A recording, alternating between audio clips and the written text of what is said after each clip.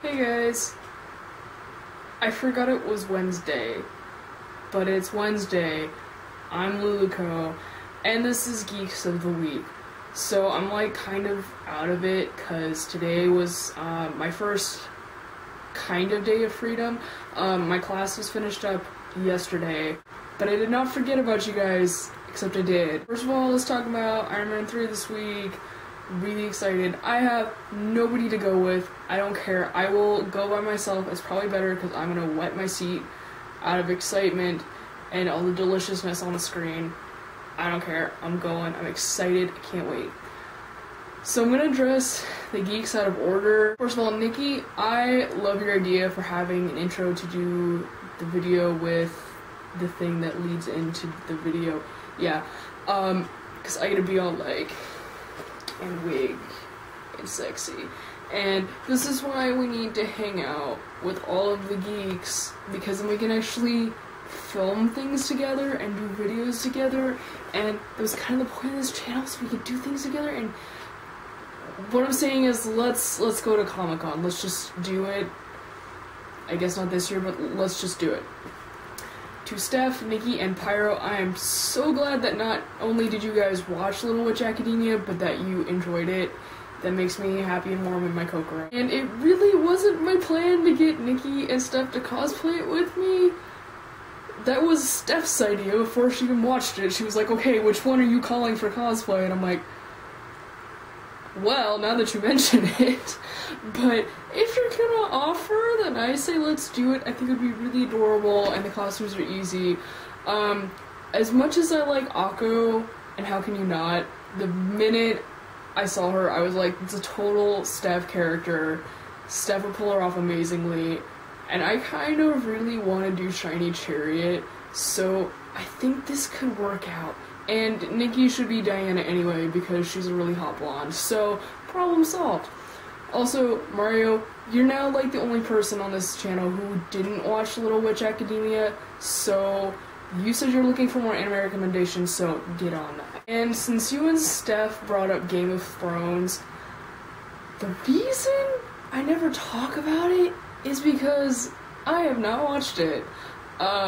I've been interested to try it since like all of my friends are into it, like really into it, but for some reason it doesn't annoy me like it does when they're into anything else.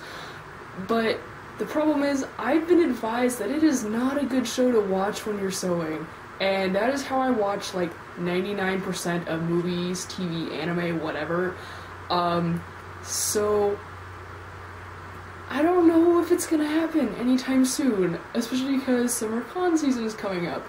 But maybe after my convention year is over, and it's over in end of August, maybe I can take some time to watch it. And I'm actually planning on doing a costume that involves dragons and armor after con season's over, so I guess I could watch it and get inspired. I don't know, maybe. The point is, I haven't watched Game of Thrones, and I really need to. And I don't know when I can. Sorry, my nerd cred just did this. Oh, speaking of summer con season, I keep forgetting to actually, like, say this. I guess it's nobody really cares, but I will be, I'm happy to say, returning to both Fanime and AX this summer, which is great, not for my sleep time. Okay, so I'm going to devote the bulk of my video to answering Steff's question, which is a big question for me, which was, which character or characters do you relate to the most? And this is a really big question for me because, as you guys know, I'm a cosplayer and a figure collector, and characters are really, really important to me. I collect certain figures and choose my costumes based on the characters and series that are close to my heart. Some closer than others, some costumes I do for obligations and such, but I've never cosplayed a character that I didn't know and that I didn't like. So when it comes to what I read or watch, as long as there's a character that I like, I will sit through just about anything, although generally it has to involve robots or magic. That being said, there are two characters that I really relate to.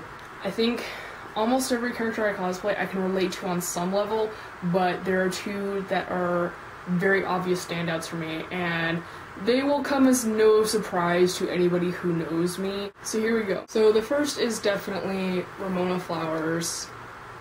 She's just an incredibly important character to me, very close to my heart, very literally right now. We have very similar sort of pessimistic, deadpan, sarcastic way of viewing the world, and it's kind of difficult for us to be happy because of it.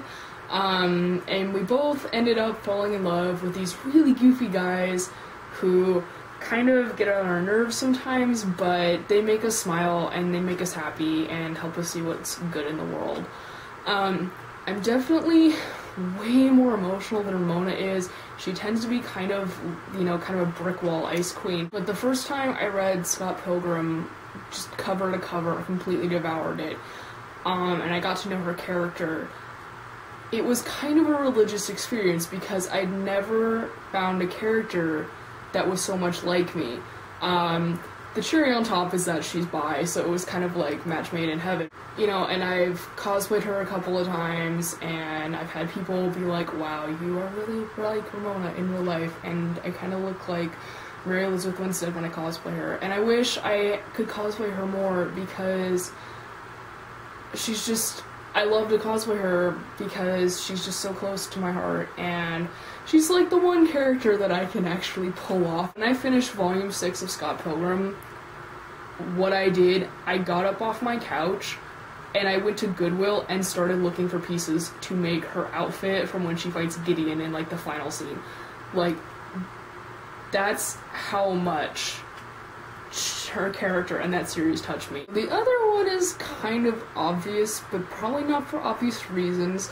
So that other character is my baby Naoto Shirogane from Persona 4. I feel kind of odd admitting that I relate to her. I never struggled with my gender identity like Naoto does, but what I relate to with Naoto is she has this very strong conviction and this ironclad will to be the very best at what she does, to the point where she just kind of shuts down emotionally and shuts out other people. And as of late, I've become a lot more like that than I really like to admit. Naoto is also the only character that shares this same kind of constant loneliness that I suffer from. She grew up an only child raised by her grandfather, and I'm an only child raised by my mother, and, you know, even to this day, I feel this sort of constant loneliness that I can't explain to anybody, but for some reason, I feel like Naoto gets that, and I have never actually admitted this out loud to anyone, and now I'm telling all of YouTube, but nobody seems to watch my videos anymore, so I guess it doesn't matter. But yeah, it's just, you know, like I said, it's that loneliness is really hard to explain to people, and I feel like the only person who understands it isn't even a real person, and that's why Naoto has so quickly become quite possibly my favorite anime character of all time, female, because Lelouch will always be up there. But because she's just this incredible character, like no character I've ever encountered, and she gets me and I get her. With that, I'm going to call it a night. Thanks you guys for watching. I'm sorry that it's so late. Please subscribe, like, share, comment, and I'll see you guys next week. As long as there's like one character I care about. You know what? Scratch that. I did actually watch an entire hentai through because one of the guys was voiced by Dan Green, who voices Yugi, and he has a really sexy voice. I can't believe I just admitted that. But yeah, just so you guys know, the voice of Yugi does hentai. I'm sorry I just wrecked your childhood.